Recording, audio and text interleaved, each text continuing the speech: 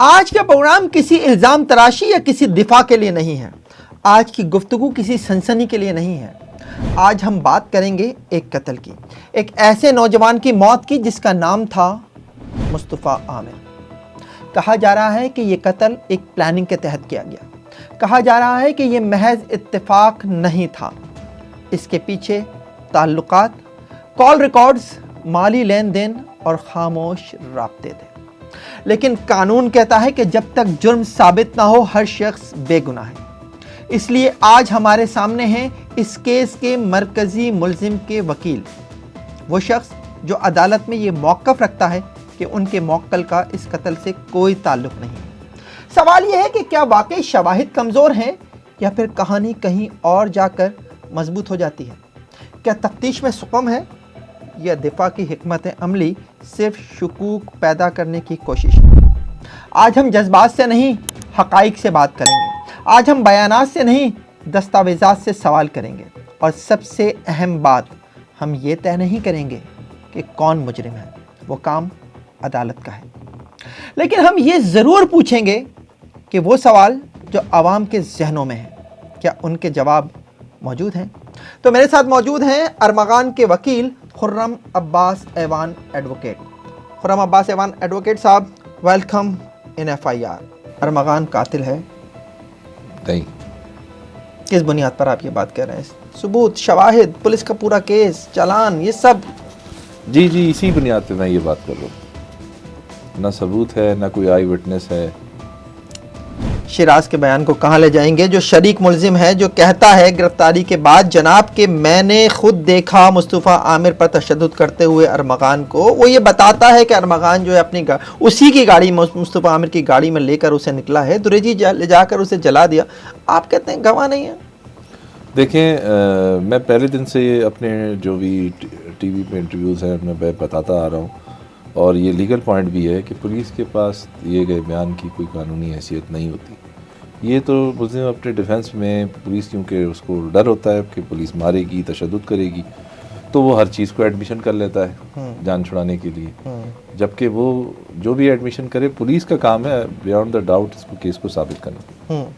तो आपके ख्याल में पुलिस इस केस को साबित नहीं कर पा रही अभी तक? देखें, अभी तो केस शुरू हो गया है, ट्रायल शुरू हो गया है। अब वो गवाह लाएंगे तो फिर उसके बाद साबित होंगे। लेकिन जो डॉक्यूमेंट्स ऑन रिकॉर्ड हैं उससे तो ये केस में मोटिव ही नहीं है कत्ल का।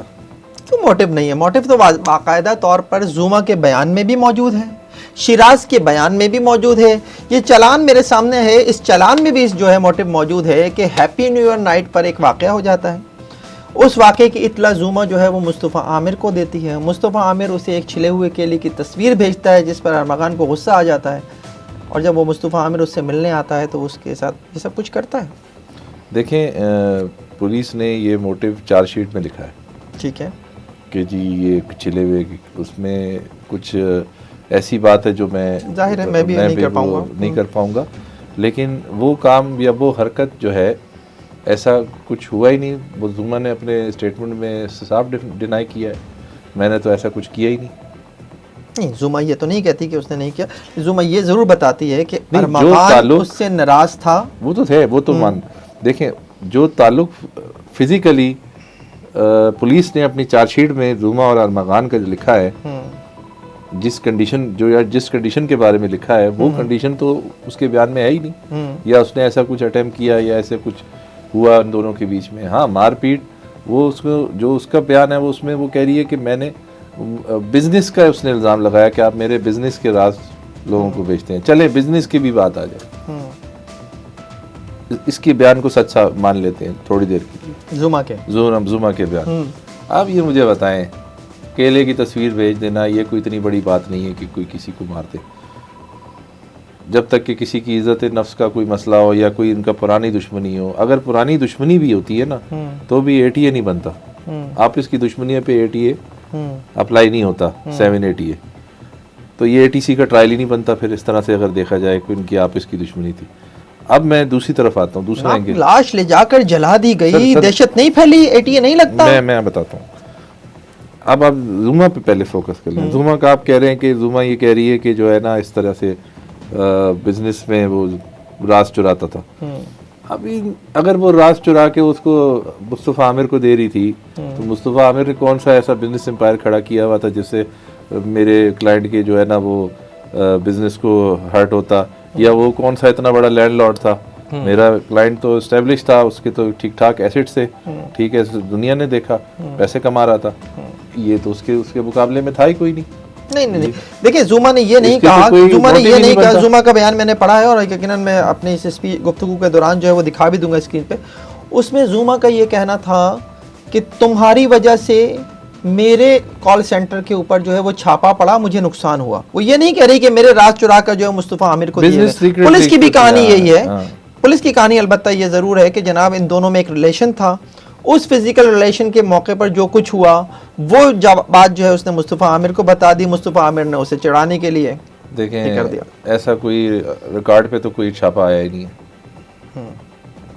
ऐसा छापा कोई हमारे पास रिकॉर्ड में तो नहीं है कि ऐसा कोई छापा जुमा की वजह से पड़ा जिसकी वजह से वो इतना बड़ा। यानी इस केस से पहले आप ये कहना चाह रहे हैं कि अरमगान के कॉल सेंटर पर कोई रेड नहीं है। ये बात ठीक है, अभी तक हमें रिकॉर्ड में ऐसा कोई वो नहीं मिलता कि इससे पहले कुछ हो, लेकिन ये बात तो साबित है कि अरमगान कॉल सेंटर चला रहा था और उस कॉल सेंटर में जो है जुमा ओलिविया के नाम से या एंजेला के नाम से काम कर रही थी। ये बात उसने अपने बयान में भी कही है। देखिए ये तो अब अगर वो काम करती थी, क्योंकि मैं तो जो बात सीधी मैं आपको बताऊं, अरमगान के बारे में लोगों ने एक बनाया हुआ है बहुत बड़ा, जैसे डॉन है या बहुत शातिर आदमी है।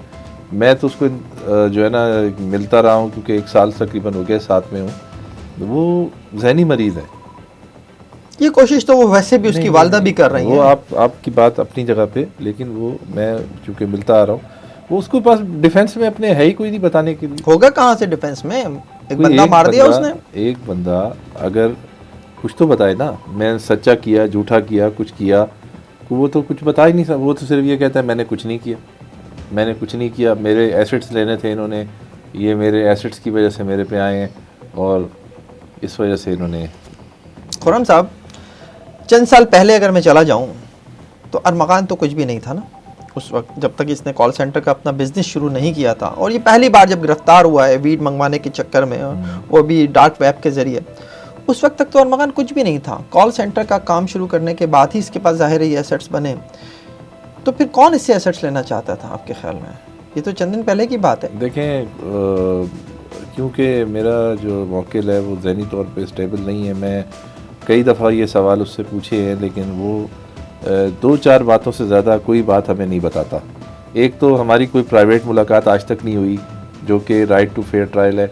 हमारे आर्टिकल 10 ये चीज़ की गारंटी देता है पाकिस्तान के कॉन्स्टिट्यूशन का, कि हर बंदे को फेयर ट्रायल का राइट होना चाहिए। तो फेयर ट्रायल के ज़िम्मे में ये भी आता है कि हमारी मुलजिम के साथ प्राइवेट मुलाकात हो, जिसमें वो हमसे मुशावरत करें, जो वकील की और क्लाइंट की बात होती है। आज तक हमारी ऐसी कोई मुलाकात नहीं हुई। उस पर इंतहाई सख्ती है। जेल के अंदर जब हम जाते हैं, एक मखसूस फ़ोन बूथ है, उसके ऊपर हम बात कर सकते हैं उससे, वो सारी गुफ्तगू रिकॉर्ड हो रही होती है। उससे तो कोई हमें ये चीज़ों के बारे में आज तक नहीं बताया कि उसका कॉल सेंटर था भी या नहीं था, या पुलिस का इल्ज़ाम है। चलिए कॉल सेंटर को एक लम्हे के लिए छोड़ देते हैं, वो तो हमें गैर ज़रूरी इस वक्त लग रहा है, क्योंकि हम पहले बात करना चाहते हैं कि मुस्तफ़ा आमिर कत्ल केस के ऊपर। कॉल सेंटर के ऊपर मैं डेफिनेटली आऊँगा, क्योंकि आप दीगर केसेस में भी उसके वकील हैं, FIA में भी, और जो मनी लॉन्ड्रिंग का कॉल सेंटर का। मुस्तफ़ा आमिर कत्ल केस में इस बात का बाकायदा तौर पर मुस्तफ़ा आमिर का एक वॉइस नोट मौजूद है जो उसने अपने दोस्त राफ़े को भेजा था कि मैं काले यानी अरमगान की तरफ जा रहा हूँ और तुम भी फारिग होकर जिम से वहीं आ जाना। और ये बात राफ़े ने बाद में जो है उसकी वालदा वजीह आमिर को बताई भी, पर आप कहते हैं कि कुछ सबूत नहीं है।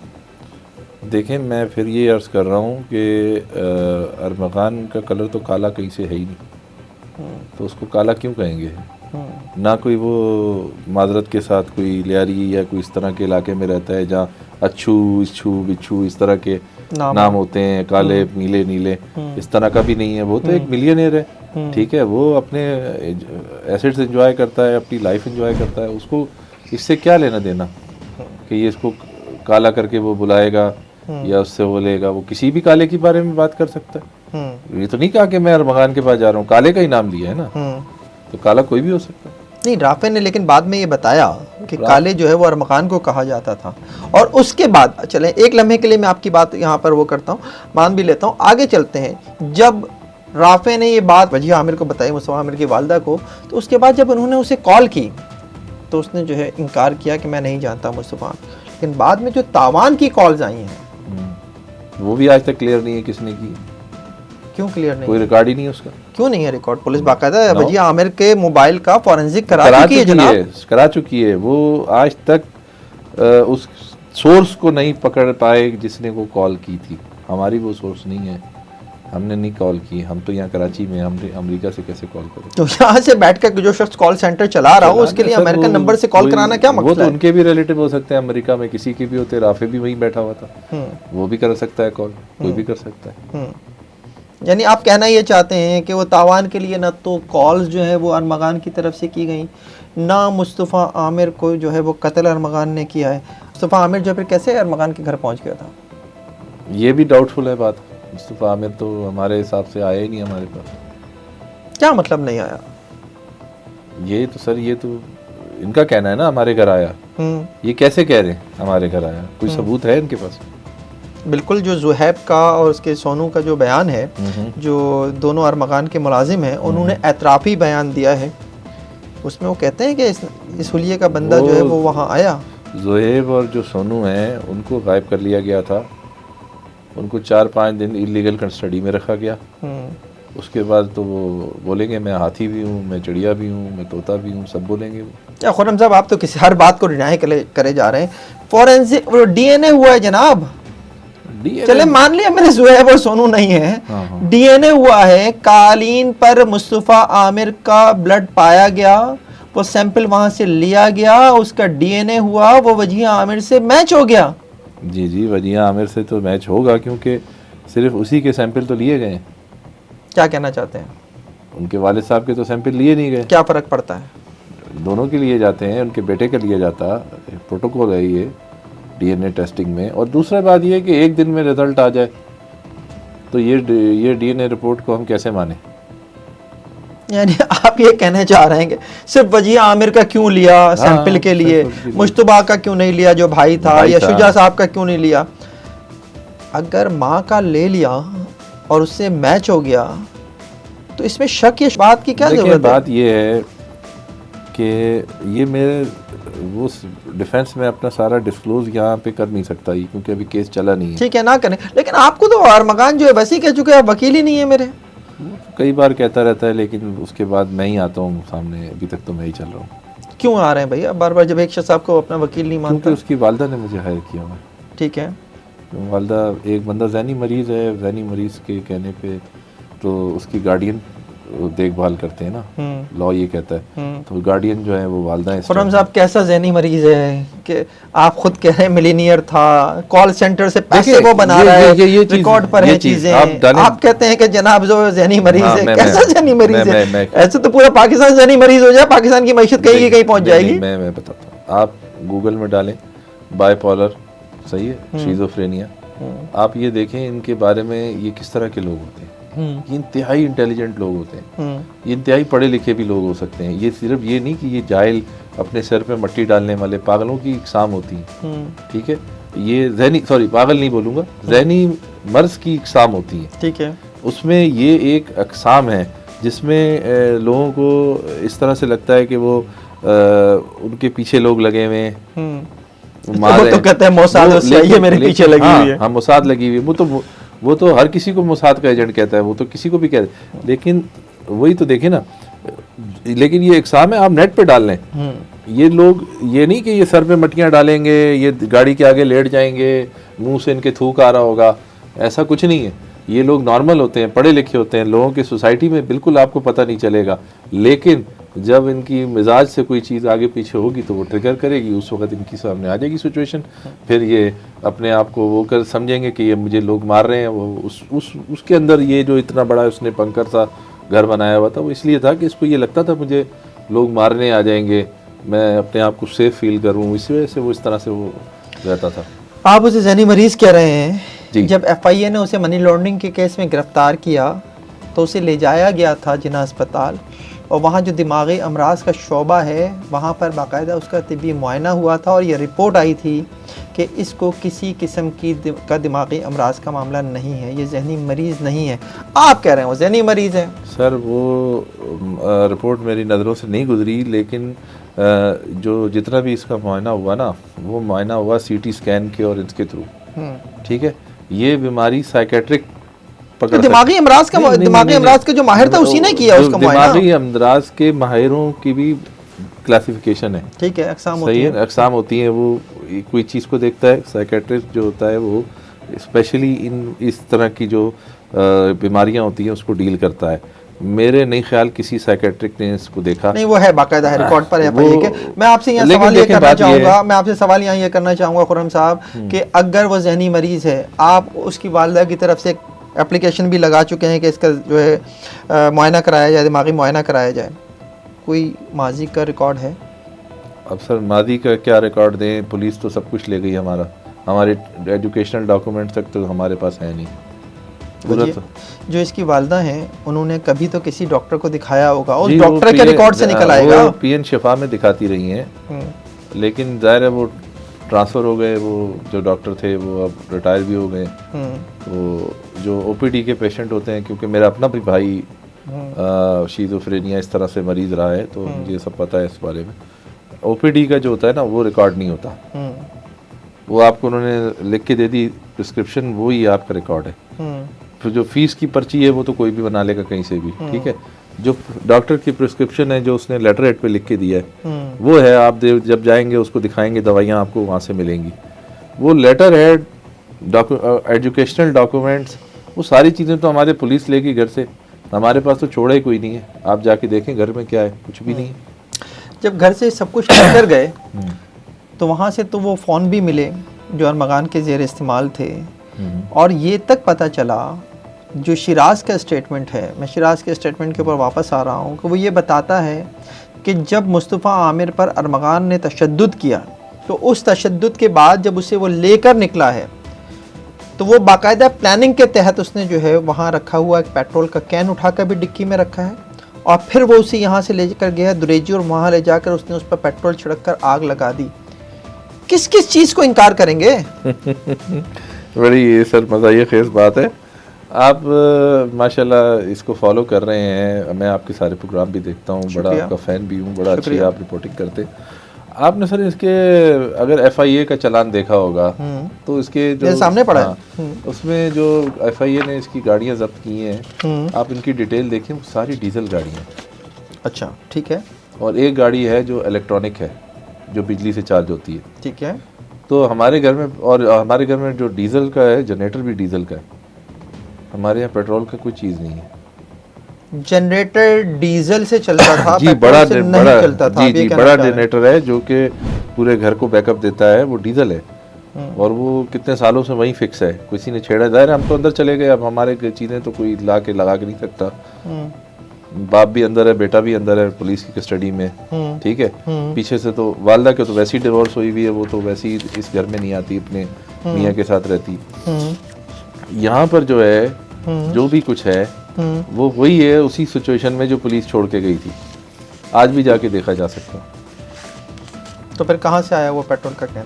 ये सब फैब्रिकेटेड स्टोरी है सर फ़हीम साहब, ये सब फैब्रिकेटेड स्टोरी पुलिस ने बनाई है। किसी पुलिस की बात ही अगर मैं कर लूँ आपसे, तो पुलिस को क्या पड़ी है कि वो अरमगान को मुस्तफ़ा आमिर के केस में जो है वो इन्वॉल्व करें? मुस्तफ़ा आमिर अगवा होता है, एक FIR होती है, दरख्शां थाने में FIR होती है। उस वक्त जो है वो चीज़ें जब आहिस्ता आहिस्ता सामने आना शुरू होती हैं, राफ़े का बयान हो, दीगर चीज़ें हों, उसके बाद ये केस किसी स्टेज पर आकर जब तावान के लिए कॉल आ जाती है तो वो AVCC को ट्रांसफ़र हो जाता है। AVCC बाकायदा वारंट लेकर जा गई थी जिस वक्त अरमगान ने पुलिस मुकाबला किया, पुलिस पर फायरिंग करके 2 लोग ज़ख्मी कर दिए, DSP समेत। वारंट दिया था, लेकिन मेरे घर का वारंट नहीं था। What do you mean? उसमें मेरा एड्रेस ही मेंशन नहीं था। पुलिस मेरे घर में इलीगल आई है।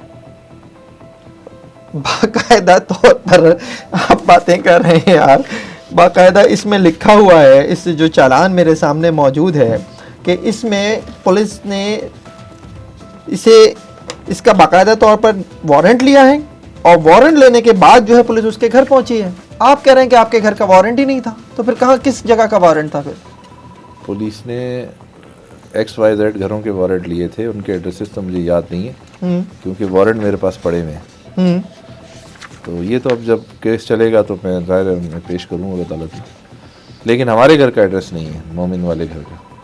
जिस घर पे ये सब कुछ सीन क्रिएट हुआ, जहाँ फायरिंग हुई, जहाँ DSP जख्मी हुआ, पुलिस आपके मुताबिक, जिसकी CCTV भी मौजूद है, पुलिस आपके मुताबिक जो है उस घर के सर्च वारंट लेकर नहीं पहुंची थी। हो सकता है कोई डिजिट की कोई गलती हो गई हो, कोई एड्रेस में कोई गलती हो गई। ख़ियाबान मोमिन, ख़ियाबान मुहाफिज, ख़ियाबान बुखारी सब अलग अलग है। आप कहना चाहते हैं कि किसी 4-5 एड्रेस थे लेकिन हमारा नहीं था। सर्च वारंट उस दिन कई जगह के हासिल किए गए, इसीलिए हासिल किए थे। सर्च वारंट तो लिया इन्होंने, लेकिन हमारे घर का एड्रेस नहीं था। ये क्या है, हमारे घर आए कैसे? बाकायदा तौर पर जो है वजिया आमिर का स्टेटमेंट है। वजिया आमिर ने कहा कि जनाब उसके पास तावान के लिए कॉल्स आ रही हैं। वो वजिया आमिर ने कहा कि मुझे राफे ने ये बताया है। तो सब ये तो वजिया साहिबा आएंगी तो मैं उनसे पूछूंगा, जब वो मेरे सामने आएंगी सवाल मैं उन्हीं से पूछूंगा कि आपने ये कैसे कह दिया, जबकि जो चीज़ है ही नहीं ऑन रिकॉर्ड वो कैसे आ गया, है ही नहीं। खुर्रम साहब आप तो कहानी को पूरी ट्विस्ट पे ट्विस्ट करते चले जा रहे हैं। ठीक है, राइट भी है आपका, आपका राइट भी है आपका कि आप डिफेंस के लॉयर हैं। मैं एक चीज़ कहूँ यहाँ पे एज अ वकील, एज अ मतलब ह्यूमन बीइंग ये बात करना चाहता हूँ कि हमारे इस्लाम में भी है 100 गुनाहगारों को छोड़ दो, एक बेगुनाह को सज़ा नहीं होनी चाहिए। हमारे नबी ने ये फरमाया, ठीक है। इसी तरह इसीलिए कहते हैं कि benefit of the doubt always goes in the favour of accused, और पुलिस को अपना case beyond the shadow of the doubt establish करना पड़ता है। एक डेंट भी आ गया तो फेवर जाता है मुल्जिम को, ठीक है। ये लॉ स्टैब्लिश है, ऐसे ही है। यहाँ पर अभी ट्रायल कंप्लीट नहीं हुआ और पूरी दुनिया के सामने उसको एक कातिल के तौर पे, एक सफाक आदमी के तौर पे पेश कर दिया गया। मैं कहता हूँ कि ये बिल्कुल ज़्यादती है। वो अरमगान जो है ना, मेरे हिसाब से बेवकूफ़ है। अगर वो इतना शातिर होता ना तो उस टाइम पे पुलिस उसको पकड़ने तो नहीं आई थी, तो वारंट लेकर आई थी। दरवाज़ा खोलता, आ जाओ देखो कहाँ है मुस्तफ़ा आमिर। वो तो बिजी था ना कहीं, जो CCTV फुटेज सामने है उनमें तो वो किसी खातून के साथ बिजी था। वो बिजी था ना, जो भी था वो कहाँ गई खातून, ये तो आप बताएं ना। ये तो मैं भी पूछता हूँ कि वो किधर है। ना वो एब्डक्टी थी, सही है, कि जिसको वहाँ से उन्होंने बचाया, ना उसका किसी डॉक्यूमेंट में जिक्र है। इस बात पे तो मैं भी हैरान हूँ कि जो चालान पेश हुआ, और मैंने ये बात कही भी थी, उसमें कहीं भी उस लड़की का जिक्र नहीं है जो CCTV बल्कि वो मैंने एक सीनियर पुलिस अफसर का बयान सुन रहा था तो वो फरमा रहे थे कि हमने ज़रूरी नहीं समझा इनका बयान लेने की। इतने अहम केस में, इतने अहम केस में, इतनी अहम आप गिरफ्तारी के बाद आप बोले हमने ज़रूरी नहीं समझा मेन आई विटनेस को, तो आपकी तफ्तीश की क्या वैल्यू है?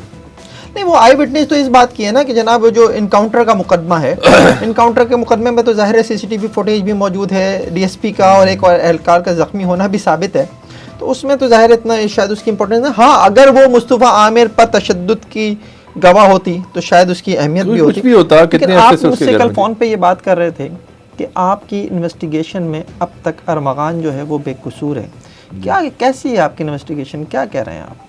सर ज़ाहिर है एक अच्छे डिफेंस लॉयर की ये खूबी है कि वो अपने केस को खुद स्टडी करे और फिर एज ए इन्वेस्टिगेटर इसको देखे, इसके वीक पॉइंट्स को, ठीक है। तो वो ना सिर्फ हमने वीक पॉइंट ढूंढे हुए हैं बल्कि हमने उनके सबूत भी लेके रखे हुए हैं। लेकिन चूंकि ये अब ट्रायल के ऊपर ही आ गया, समझे केस, अब तो केस आ गया, चार्ज फ्रेम हो गया, चार्ज फ्रेम हो गया। अच्छा, वो भी हमारे साथ अगर इन्होंने तो अपने पे बड़ा वावेला मचा दिया था जी, जाकिर साहब ने ये कर दिया, जाकिर साहब ने वो कर दिया, हालांकि जाकिर साहब ने अकॉर्डिंग टू लॉ काम किया था। जाकिर साहब ने जिस वक्त जो है रिमांड देने से इनकार किया था, उसे जेल भेजा था। सिर्फ उनसे ये गलती हो गई कि वो एक दिन का भी अगर रिमांड देते थे तो इतना मीडिया हाइट नहीं क्लियर इस पे क्रिएट होती, ना इतना सा बड़ा ये केस बनता। खुर्रम साहब, जाकिर साहब ने ये नहीं देखा कि उसने जो है एक DSP को जो है वो ज़ख्मी कर दिया है। सर, जाकिर साहब ने ये नहीं देखा कि घर से जो है इतनी बड़ी तादाद में असला बरामद हुआ है। जाकिर साहब ने ये नहीं देखा कि वो किडनैपिंग फॉर रैंसम के एक मुलजिम का केस है। आप कह रहे हैं कि उनसे सिर्फ एक ही गलती हुई? सर मैं आपको बताऊं, अगर जज की जगह पे मैं बैठा हूँगा ना, तो मेरे पास पूरा राइट है कि मैं पुलिस मेरे पास जो भी मुलजिम लेकर आए मैं उनसे सवाल पूछूं। ठीक है। तो जब पुलिस मुझे सेटिस्फाई नहीं करेगी तो जाहिर बात है मेरा एक ओपिनियन बनेगा कि ये इन्होंने ज़्यादती की है। चले। तो इसी तरह वहाँ पे जो भी आईओ थे उस वक़्त, वो जाकिर साहब एक सीनियर जज हैं, कई सालों उन्होंने जुडिशरी में लगाए हैं काफ़ी सारे।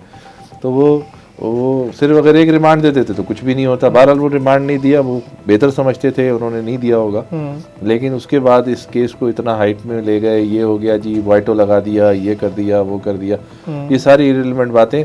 उन्होंने यकीनन पूछा होगा मुकाबले के बारे में, ठीक है, वेपन कौन सा यूज़ हुआ होगा, गोलियां कहाँ कहाँ लगी हैं, किस किस को लगी हैं, कितनी देर फायरिंग हुई है, ये सारा डिफेंस होता है सर। ये मैं सब यहाँ डिस्क्लोज नहीं कर सकता, लेकिन वो उन्होंने बात उसी जो ये बात की होगी ना, उन्होंने, उनको सारा पता चल गया होगा इस केस के अंदर क्या है। आप अभी कुछ देर पहले कह रहे थे कि पुलिस ने जो वारंट लिया था उसके ऊपर जब वो सर्च के लिए आई तो वो एड्रेस ही नहीं था। ठीक है, मैं चालान से 2 लाइनें पढ़ना चाहूँगा। जी जी। मोरखा 8 फरवरी 2025 को बादालत जनाब जुडिशल मजिस्ट्रेट साहब कोर्ट नंबर 5 साउथ कराची में मज़कूरा मुलजिम के एड्रेस के रिकॉर्ड पर आए थे पर खाना तलाशी बाबत बरामदगी मगवी ज़ेर दफ़ा 100 के लिए दरख्वास्त देकर मोअज़्ज़िज़ अदालत से सर्च वारंट हासिल करके मुमकिना मुलजिम अरमगान के रिहायशी बंगला नंबर 35 स्ट्रीट 7 ख़याबान मोमिन फेज़ 5 DHA कराची में मगवी की बाजियाबी व उसकी कार की बरामदगी के सिलसिले में खाना तलाशी लेने के लिए पहुँचे। जी जी बिल्कुल है, लेकिन तो एड्रेस तो लिखा हुआ है इसमें चालान में कि जनाब, वो लिख रहे हैं कि जनाब हमने सर्च वारंट लिया था, इसी एड्रेस का लिया था। इस एड्रेस का नहीं लिया, उन्होंने कहा जो एड्रेस मिले। नहीं, जो एड्रेस मिले ठीक है, लेकिन पहुंचे तो वैसे एड्रेस के ऊपर है, ये भी लिखा हुआ है। ये एड्रेस पे तो वो पहुंचे कैसे, ये तो अब पुलिस सामने जब आएगी मैं उनसे पूछूंगा, ये तो अब मेरा राइट होगा, फिर आपको भी जवाब मिलेगा। साकिब अल सलमान अली कौन है? चालान में लिखा हुआ है कि वहाँ से अरमगान के नाम के एक शनाख्ती कार्ड की कॉपी और एक शनाख्ती कार्ड की रंगीन कॉपी बनाम साकिब वल सलमान अली, और जिस पर दोनों पे फ़ोटो जो है वो अरमगान का था। अरमगान के पास 2 शनाख्ती कार्ड थे। मैंने आपसे अर्ज़ किया ना कि मुलजिम अपनी सफाई में कुछ भी बताने से कासिर है, क्योंकि उसकी ज़हनी हालत इसी काबिल नहीं है कि कुछ बता सके। इतना असला क्या करता था, ये तो कुछ बताया होगा। ये कौन सा शौक था कि इतनी महंगी महंगी राइफल्स रखी हुई हैं उसने?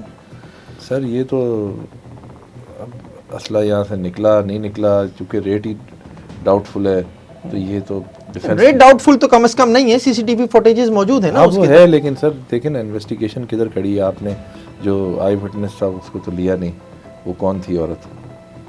कौन थी? आपकी इन्वेस्टिगेशन क्या कहती है? कोई भी हो सकती है, क्या कह सकता हूँ। यानी आप इस मौके पर डिस्क्लोज नहीं करना चाहते, लेकिन लग रहा है कि आप शायद जानते हैं उसके बारे में कुछ। तो मैं आपसे अगला ही जानना चाहूँगा कि जब अरमगान यहाँ से लेकर दुरेजी तक गया और दुरेजी से जब उसकी वापसी है, उसकी भी बाकायदा एक सुजुकी में पीछे बैठे हुए वीडियो तो मौजूद है ना उसकी और शिराज की। फिर क्या करने गया था दुरेजी से क्या करके वापस आ रहा था? वो आप वीडियो गौर से देखें सर, उसमें तो शक्ल ही क्लियर नहीं है कौन बैठा हुआ है। यार खुरान साहब देखें, आप देखें गौर से। पुलिस के कहने से सर सब तो चीज़ें तो सच नहीं होती ना। पुलिस तो ये सारी फैब्रिकेटेड स्टोरी को, असल में हुआ ये अपना 164 तो करा नहीं सके दोनों मुल्जिमान का। ठीक है, तो इन्होंने क्या किया कि वो जो है ATA के अंदर है, SP को बयान दे दो, तो वो कहते हैं कि वो एज ए सफिशेंट है। तो अब जो बयान उन्होंने SP साहब को दिया है ना वीडियो पे, ये उसको प्रूफ करने के चक्करों में ये सारी चीज़ें इन्होंने प्लांट करके बनाई हुई। एक लम्हे के लिए यहाँ पे मैं आपसे ये कहूँगा कि अरमगान का जो 164 नहीं हुआ, वो बयान जो है उसमें उसका एक जुमला मौजूद है कि मैं मुस्तफ़ा आमिर की जान नहीं लेना चाहता था, लेकिन अल्लाह चाहे तो। सर मैं आपको बताऊं कि ये अरमगान, क्योंकि मैं फर्स्ट डे से इनके साथ हूँ, ये पुलिस की कस्टडी में नॉन स्टॉप इसको समझें 18-20 दिन का रिमांड मिला, या शायद ज़्यादा ही मिला या कम मिला होगा।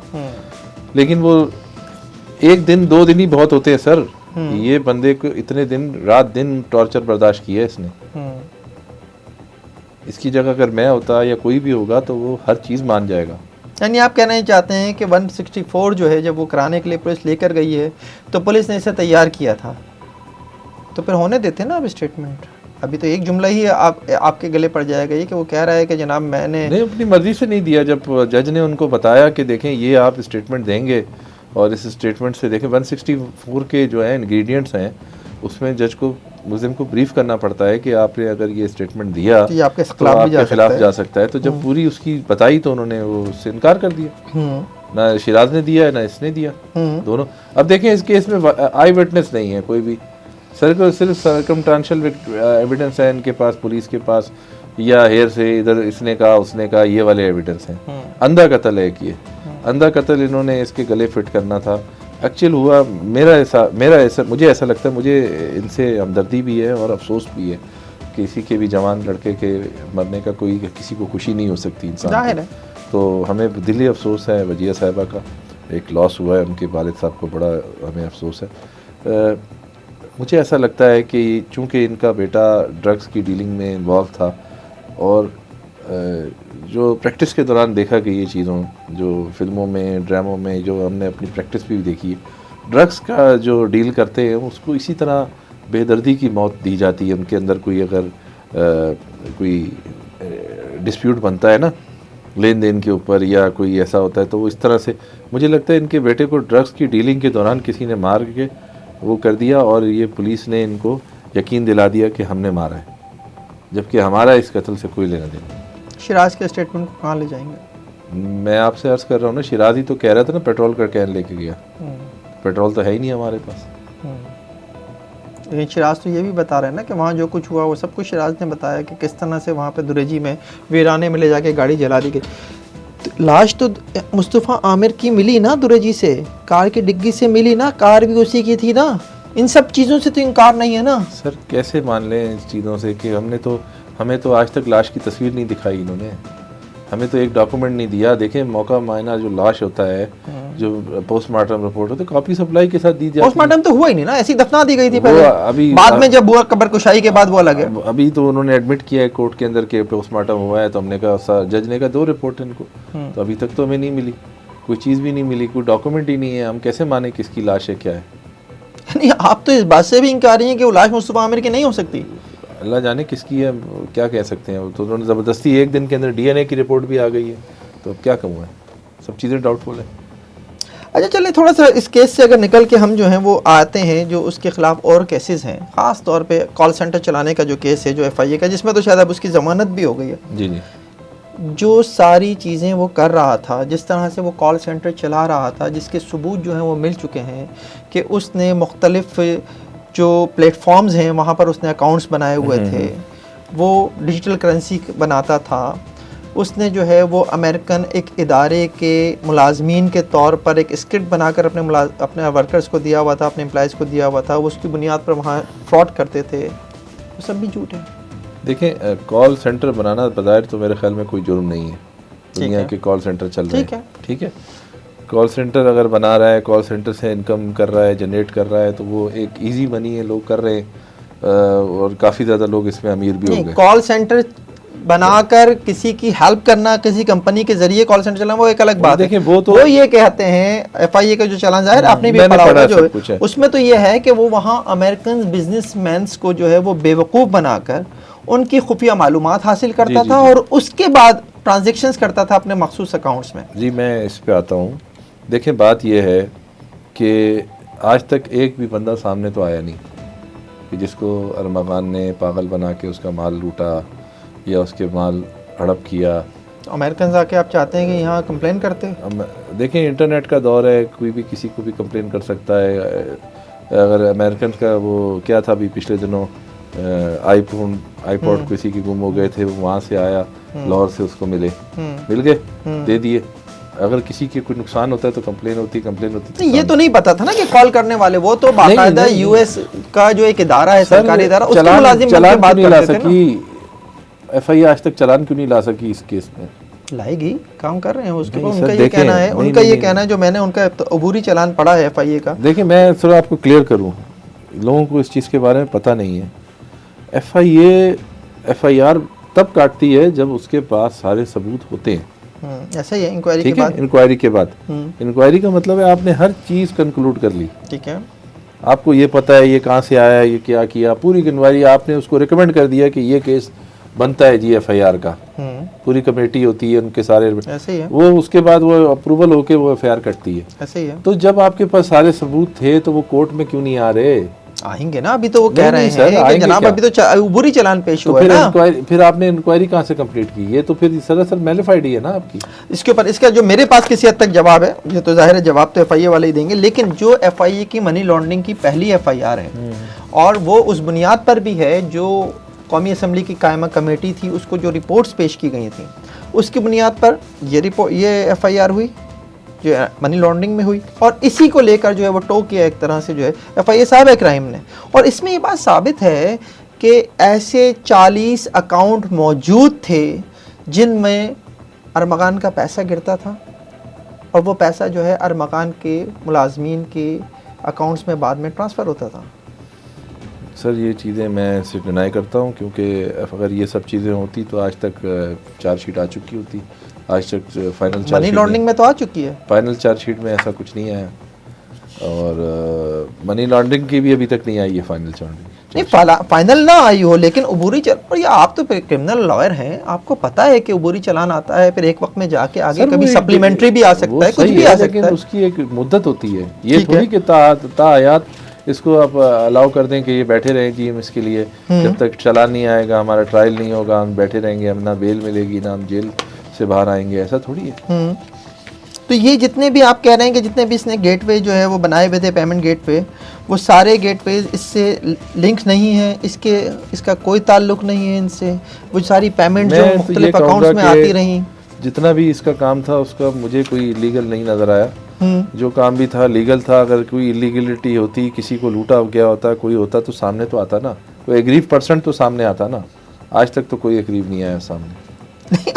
एग्रीव कहाँ से आएगा? ये साफ बात है कि जनाब वो अमेरिकन को या दूसरे मुल्कों में शहरियों को जो है वो लूटता था, वो वहाँ से वो पैसा जो है कॉइन फैक्ट्री पैक्सफुल के अकाउंट में आता था, कॉइन्स फैक्ट्री का नोवन के ऑनलाइन क्रिप्टो एक्सचेंज में आता था, मुख्तलिफ several unidentified online crypto wallets थे उसके बने हुए, ये सब कुछ इसमें मौजूद है। वो इवन तो ये तक आया है सामने कि जो पैसा वहाँ पर उन अकाउंट्स में गिरता था वो कामरान कुरैशी का भी था, कामरान कुरैशी के दोस्तों के भी थे, जिसमें शायद एक सरवत हुसैन का नाम था, किसी और का भी नाम था। देखिए सर, बात ये है कि जो भी कॉल सेंटर की जो बिज़नेस डील हो रही होती है, ज़ाहिर है वो बाहर की कंपनियों से ही होती है। ठीक है, ठीक है, बाहर की कंपनियों की प्रोडक्ट्स को बेच रहे होते हैं या कर रहे होते हैं, उसी की मार्केटिंग कर रहे होते हैं, तो ज़ाहिर है जब कुछ करते हैं तो वो पैसे भी देंगे। तो लीगल में पैसा होगा तो कोई कंप्लेन नहीं होगी। जब कोई कंप्लेन नहीं है, इनको नज़र आ रही है मनी लॉन्ड्रिंग का पैसा कहीं इस्तेमाल हो तो तब ना। मनी लॉन्ड्रिंग की डेफिनेशन तो ये नहीं है कि पैसा कमा लिया तो वो मनी लॉन्ड्रिंग हो गई। आपने पैसा कहीं इलीगल वे में इस्तेमाल किया हो, हमने कुछ नहीं किया इलीगल। हमने कौन सी कोई अभी जुर्म हमारा साबित हुआ है? कुछ भी नहीं हुआ, सब अंडर ट्रायल है चीज़ें। 7 ऐसे अकाउंट्स हैं जिसमें जो है जिसके मुलाजमीन के नाम पर भी हैं, रहीम बख्श, अब्दुल रहीम, जेरिड टोबाइस, और ये सलसा आमिर, सुलासा आमिर, शम्स, ये क्या है, शमीस अल जुबैर, उज़ैर, मोहम्मद हनीफ, ये वो अकाउंट्स हैं जिसमें जो है वो पैसे गिरते रहे और इनके सारे अकाउंट्स को ऑपरेट अरमगान करता रहा है। पुलिस साबित करेगी, लाएगी सामने, पता चलेगा। अब तो बहुत ही सादगी से जो है वो सारी चीज़ों को मना करते चले जा रहे हैं। आपके ख्याल में जो ये 1 साल गुजरा है, इस 1 साल के दौरान ये केस अब चार्ज फ्रेम पे पहुंचा है, जो डिले टैक्टिसेस हुई हैं सर, उनके पीछे कोई मकसद नहीं था? बाखुदा किसी ने डेलिबरेटली डिले नहीं किया ये केस अपने, बल्कि ये तो सुस्त रवैये से चल ही रहा था। हमने कई दफ़ा कोर्ट में जाके कहा कि सर इतने टाइम हो गया है, इसको ट्रायल पे लाएं, लेकिन एडमिनिस्ट्रेटिव जज वो यही कहते थे जिस टाइम पे फ़हीम साहब थे इनके चेंज होने के बाद कि जी ये अभी कुछ एविडेंस आनी रहेगी, ये वो हो जाएगी तो मैं इकट्ठी करूँगा ये वो। फिर हमने कहा ठीक है आप करें, कल को ये ना बोले कि डिफेंस ने जो है ना इस केस के अंदर मुदाखलत की या तफ्तीश में मुदाखलत की। अब आपके सामने डिफेंस ने ये चीज़ आज मैं एक ऑन रिकॉर्ड लाना चाह रहा हूँ। बाप अंदर, बेटा अंदर, ठीक है, पुलिस के पास फ्री हैंड था, पुलिस ने 10 दफ़ा हमारा घर छापा मारा, 10 दफ़ा हमारे घर में आई गई। पूरी इन्वेस्टिगेशन इन्होंने जो है ना बगैर किसी प्रेशर के की है और मुद्दई के मनोवन कहने पे की है। जैसा मुद्दई चाह रहा था वैसी इन्वेस्टिगेशन हुई, ठीक है। मुद्दई ने कहा ऐसे करो, ऐसे किया, वैसे करो, वैसे किया, और जो उसकी मर्जी की थी उसके बाद वो चार्जशीट आई है। हमारी कोई इंटरफेरेंस नहीं थी, ना लेना देना इसमें। हम तो बिहाइंड द बार है फ्रॉम द डे फर्स्ट। तो इसलिए ये अगर इसमें कुछ है, कुछ नहीं है, तो उसमें हमारा कोई कसूर नहीं है। इसका मतलब है केस में ही कुछ नहीं है। नहीं, केस में कुछ नहीं है कहकर जो है आप जान छुड़ा रहे हैं, लेकिन मैं आपसे फिर यही पूछूंगा, 1 साल लग गया केस को ट्रायल पर आने में, तो शुबहात हैं। सर मैं बताता हूँ, पहले ये जब केस लगा तो जज साहब थे चन्ना साहब। चन्ना साहब के पास ये केस लगा। चन्ना साहब इंतहाई काबिल जज थे और वो फौत हो गए हैं बेचारे। उनके फौत होने के बाद ये केस फिर इल्तवा का शिकार हो गया, क्योंकि सारे केस इन्हीं के पास थे, मनी लॉन्ड्रिंग का और ये सारा मुकाबले का।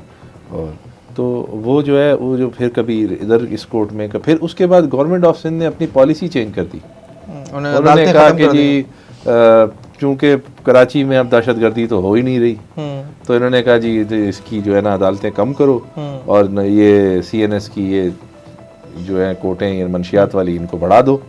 तो इन्होंने 20 अदालतों से इनको 7 में कर दिया और उधर से उसकी तादाद बढ़ा दी। अब ये इतना बड़ा शफल है, ये हमने तो नहीं किया। तो अभी तक तो ATC के अंदर पूरे जजेस नहीं आए, CNS कोर्ट में अभी तक एक भी जज नहीं आया। बना दिए कोर्टें, ठीक है, फंक्शनल नहीं है अभी तक। तो अब इसमें बताएं, इसमें हमारा क्या कसूर? ये तो एक गवर्नमेंट की तरफ से हुआ ना। फिर भी हमारे साथ इतनी बड़ी नाइंसाफ़ी हुई है, तकरीबन 2 से 3 दफ़ा मैडम रज़िया आमिर ने ये केस को ट्रांसफ़र करवाया है और एक दफ़ा भी हमें नोटिस नहीं हुआ। ये ऑन रिकॉर्ड बता रहा हूँ। क्या मतलब आपको कि उन्होंने ट्रांसफ़र करा लिया केस? अदालत के हुक्म पर हुआ, हाई कोर्ट के हुक्म पर? हाई कोर्ट में हुआ है। हाई कोर्ट में डेफिनेटली आप भी पार्टी तो होंगे ना। ये फर्स्ट डे के ऊपर ऑर्डर हो जाता है इनका। इनके पास कौन सी ऐसी गिदड़ सिंगी हमें नहीं पता।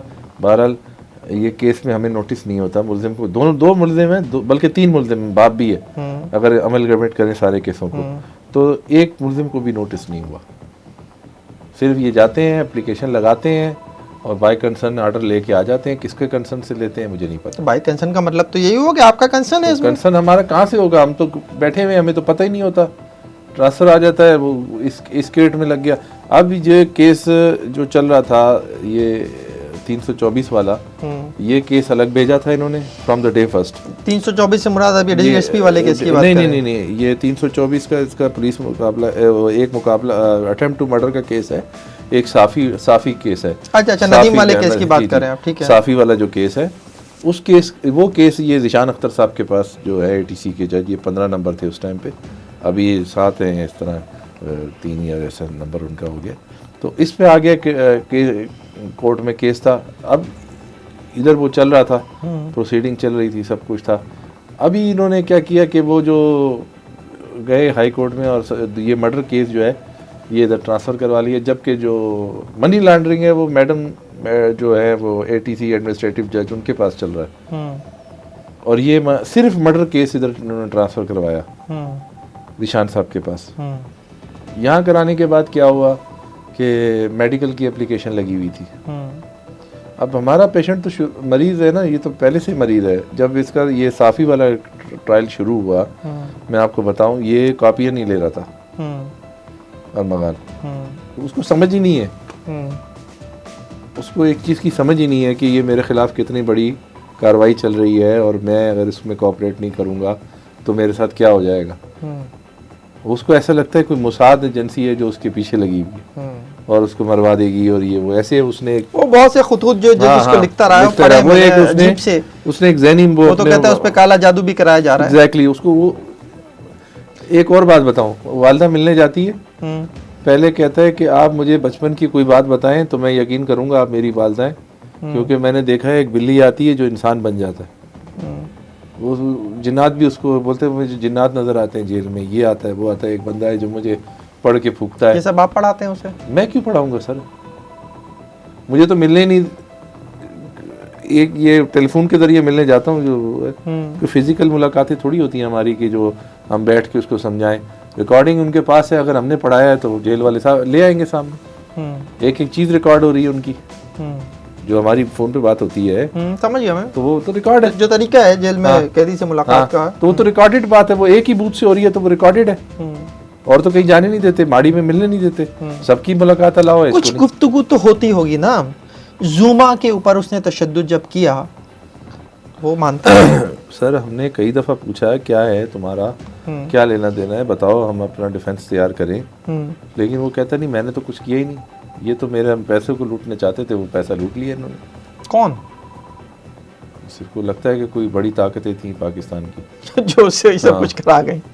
अच्छा, लेकिन मेरा फिर आपसे सवाल यह है कि इस केस में जुमा का किरदार बहुत अहम है, और चलान में भी है, जुमा के अपने बयान में भी है कि उस अरमगान ने बदतरीन तशद्दुद किया उसके ऊपर, जिससे जो है वो बहुत ज़्यादा ज़ख्मी हो गई।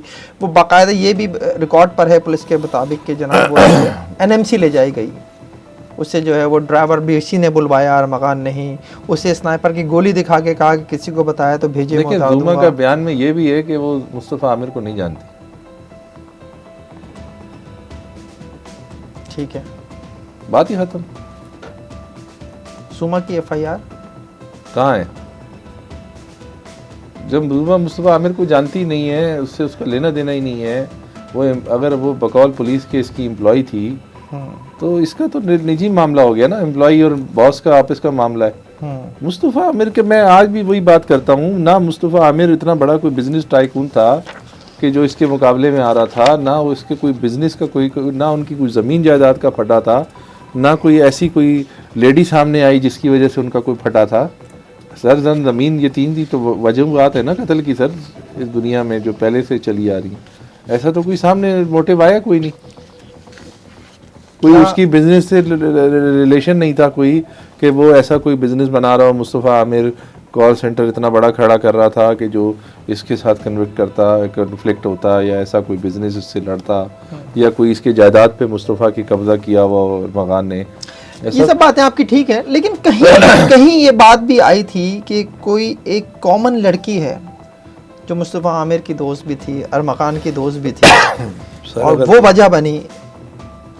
देखिए अगर वो ऐसी कोई लड़की थी या है तो इदारे तो बहुत ताकतवर हैं, तो वो इदारों के सामने आनी चाहिए थी। मतलब हमारी पुलिस एजेंसीज जो हैं, जब वो मुस्तफ़ा आमिर की लाश का DNA एक दिन में निकलवा के रिपोर्ट ला सकती हैं, तो वो उस लड़की को क्यों नहीं लेकर आई?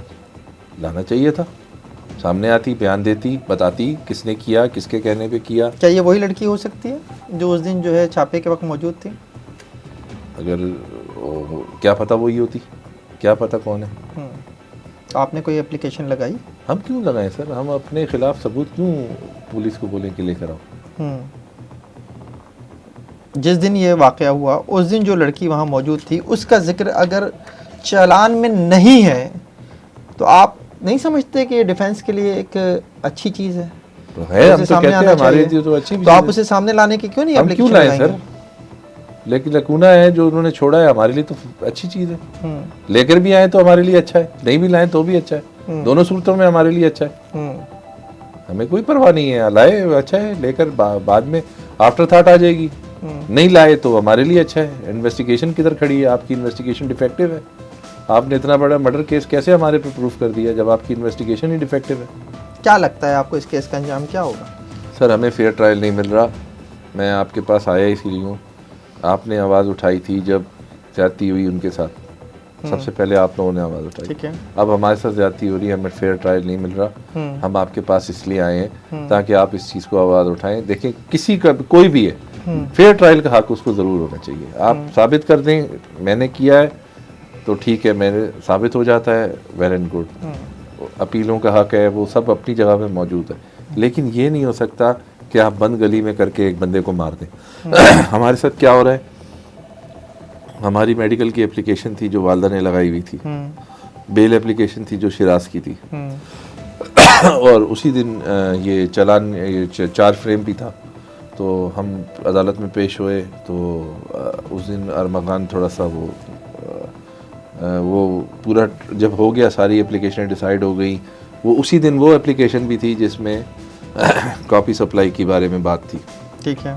ये सारी की एप्लीकेशन जब मैंने डिसाइड करवा ली, हमने डेट ले ली, हमें डेट मिली थी 15-16 तारीख की।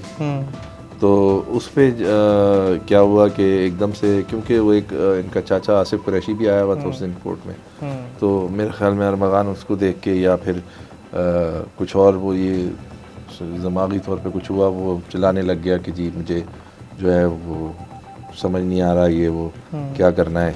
तो उस दिन जो है उसका वो साहब ने कहा कि भाई इसकी वालदा नहीं है, इसकी एप्लीकेशन, उसको कॉल करी, उसकी वालदा मौजूद नहीं थी। तो उन्होंने कहा कि जी अभी हम इसको डेट देते हैं, नेक्स्ट डेट पे इसकी एप्लीकेशन को हम सुनेंगे। ठीक है। वो थी, उन्होंने फिर डेट पहले बड़ी थी, फिर मैं चला गया, मुझे पीछे से कॉल करके डेट छोटी करवाई, 26 तारीख करवाई। ठीक है। 15 से 26, फिर 26 तारीख को हमने आए, यानी कि कल परसों कोर्ट में गए, तो वहाँ पे हमारी गैर मौजूदगी में मर्डर केस का चार्ज भी फ्रेम कर दिया। चार्ज के फ्रेम के वक्त तो डिफेंस लॉयर होना जरूरी है। चार्ज का होना ज़रूरी होता है, लेकिन हमारी गैर मौजूदगी में चार्ज फ्रेम हो गया। मर्डर केस यूनियन मौजूद होगा वहाँ पे? कोई भी नहीं था सर, हमारी रिप्रेजेंटेटिव नहीं थे कोई भी। वालदा भी लेट हो गई थी, मैं भी थोड़ा सा लेट हो गया, क्योंकि रमज़ान के दिन है, बंदा इबादत भी करता है, जाहिर है यही रमज़ान साल में एक ही दफ़ा आता है, तो हम इसकी वजह से मैं लेट हो गया, वालदा भी थोड़ी सी लेट हो गई। उस दिन पता चला कि इन्होंने 19 तारीख को, जिस दिन वो केस था, उसी तारीख को हमारी एप्लीकेशन जो है वो रिजेक्ट कर दी। हमें डेट दे के ओपन कोर्ट में कि इसकी सुनवाई 26 तारीख को होगी, 19 तारीख को ही वो एप्लीकेशन हमारी, ये वो वाली एप्लीकेशन थी जिसमें दिमागी मुआयने की बात हुई थी, तिब्बी मुआयने की। आपको उसकी डेट मिली थी? हमें डेट मिली थी, लेकिन डायरी में यानी कोर्ट ऑर्डर में जो ये लिखा गया कि रिजेक्ट हो गई। वो ये जैसे डेट मिली हम चले गए, मैंने आज जाके पेशकार से पूछा कि भाई ये क्या किया आपने, तो पेशकार साहब ने कहा जी बिल्कुल ऐसा ही हुआ था, आपको डेट अनाउंस कर दी थी, आप लोग चले गए, साहब ने फाइल मंगाई, उसके बाद चैम्बर में साहब ने उस पर ऑर्डर कर दिया, और मुझे डायरी में लिखने को कहा कि ये लिखो, उसमें डायरी में लिखा हुआ है, मैं आपको डायरी व्हाट्सअप कर दूंगा कि चूंकि अरमगान ने ये कहा कि मैं मेंटली तौर पे फिट हूँ, तो मुझे जो है ना मेडिकल चेकअप की ज़रूरत नहीं है, लिहाजा ये एप्लीकेशन डिसमिस की जाती है। आप चैलेंज करेंगे? मैं बिल्कुल चैलेंज करूंगा। अब सर अरमगान तो ये भी कह रहे हैं मुझे मुसाद मराने चाह रही है, वो तो ये कह रहे हैं मैंने कुछ नहीं किया, मुझे छोड़ दिया जाए। हाँ, तो फिर उस पर छोड़ भी दो उसको, ट्रायल क्यों चला रहे हो? आपको फीस मिल रही है इस केस की? सर मुझे उनकी वालदा से, वालिद से फ़ीस मिली थी, वो भी उनसे भी रहती है भी फ़ीस, और वालदा जो है उनसे मेरा एग्रीमेंट है कि इसके बाद इसकी इंशाल्लाह फ़ीस मिलेगी, जो कि हम इंशाल्लाह ज़रूर जीतेंगे, क्योंकि इसमें एविडेंस नहीं है हमारे खिलाफ। बहुत शुक्रिया खुर्रम अब्बास साहब। अरमगान कातिल है या बेगुनाह? उसका कॉल सेंटर कानूनी था या गैर कानूनी? वो मनी लॉन्ड्रिंग करता था या नहीं? वो एक जहनी मरीज है या एक शातिर मुजरिम? ये सब अभी तय होना बाकी है। आज आपको कई सवालों के जवाब मिले होंगे और कई नए सवाल जहनों में पैदा भी हुए होंगे। मैं पहले दिन से इस केस पर काम कर रहा हूं और आपको वक्तन फवक्तन इस केस की अहम अपडेट्स देता रहता हूं। ये सिलसिला आगे भी जारी रहेगा। आज का ये प्रोग्राम आपको कैसा लगा कमेंट सेक्शन में कमेंट करके ज़रूर बताइएगा। देखते रहिए FIR, जब तक जुर्म बाकी है।